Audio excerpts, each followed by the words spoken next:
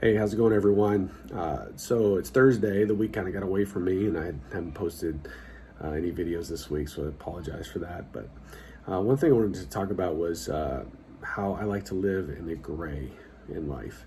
I was just messaging somebody about this, and there's some that see the world as black and white, and as clean cut as there's this side and there's that side.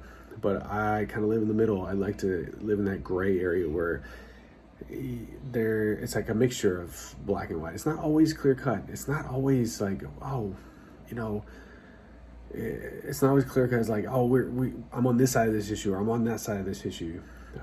And one of the things that changed my life about that, and one of the things that changed my viewpoint, was actually an ethics class that I took in seminary, where my professor throughout the just would throw out things for argument's sake, and he would say, and one of the days was about abortion, and he said, how many of you in this room are against abortion? And of course, we're a bunch of people that are training to be in ministry, and we all raised our hand. We're against abortion. And then he said, well, how about this scenario? And he talked about a scenario where there's a husband and wife with 3 kids already, and the doctor comes in and says, and the wife is pregnant and she's about to have this baby, and the doctor says, well, we're in a tough spot.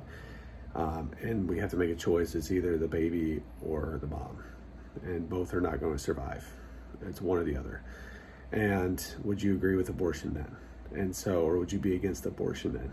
And so it's like, wow, that really kind of challenged me, because not all issues are black and white. Now, is abortion mostly a black and white issue? Yes, but there are cases where, like that scenario, where it could be a little bit more gray, and that's the same with like any issues that get brought up. I like to live in the gray. Now, I'm not going to agree with maybe one side of an argument, but I just want to listen. I want to hear what they have to say. I want to hear where they're coming from, why they believe this way, because I think that in those areas, in those gray areas, that's where the truth can be proclaimed most effectively.